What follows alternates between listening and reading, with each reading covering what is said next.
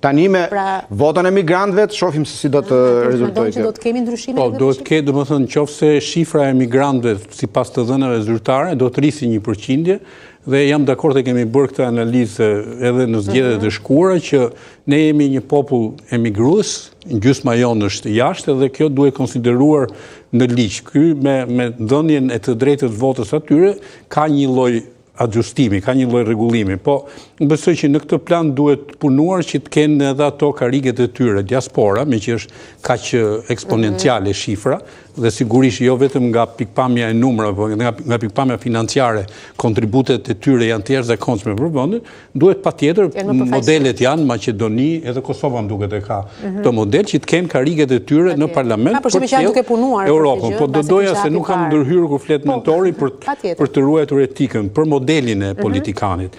Në fakt, ky model është modeli i vjetër. Ne, mentorit, besoj edhe mentori si unë, mban mend modelin e Enver Hoxhës. Enver Hoxha i merrte personazhet nga asgjëja dhe i bënte ministra. Unë personalisht njoh rastin e Kurani Sajit, që ka qenë në peshkopi me xhaxhain tim që kishte studiuar në Poloni dhe ka qenë punëtor nga Peqini, ka lindur në Peqin, një besimtar si gjithë njerëzit me origjinë fshatare dhe hyri në parti si punëtor, u bë brigadier si punëtor, u bë sekretar partie e peshkopi dhe erdhi ministër i brendshëm. Ka qenë më i besuar i Enver Hoxhës. Dhe sipas analizës time, jo rastësisht, Kurani Sajit dha urdhër të qellohet në shesh në protestat e demokracisë. Sepse, po sipas analizës time, ai nuk mbronte më sistemin, po mbronte të mirat që kishte marrë nga sistemi të pamerituara. Unë mbaj mend fëmijët e tij kanë ardhur në Tiranë, kanë qenë provincial, të ndrydhur, dhe pastaj shkuan, punuan ke shkenca dhe jeta, djali u bë mjek, pati dhe probleme në performancën si mjek, po ky ishte modeli, Tefta Cami, edhe sot. Pse nga të rasti i kopit, a u bën ministra pa asnjë gjë, me një master, po masteri është gjë më e thjeshtë, edhe mund ta blesh pa u lodhur fare. Bon, edhe këto personazhe që janë asgjë, qëllimi është që ti i merr nga asgjëja, i vë në krye dhe i thua keni merit jo. Të kam vënë unë, më shërbe. Është e thjeshtë, është dominimi i partisë politike dhe nuk komandohet partia, nuk drejtohet, nuk ka udhëheqës.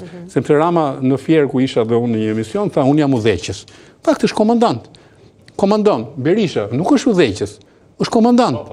Domethënë partia është Berisha, Berisha është partia. Dhe kështu është bërë edhe PS-ja.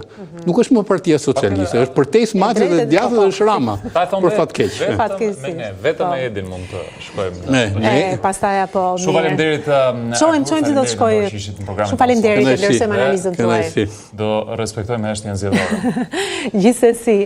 Po. Më në fund pushim.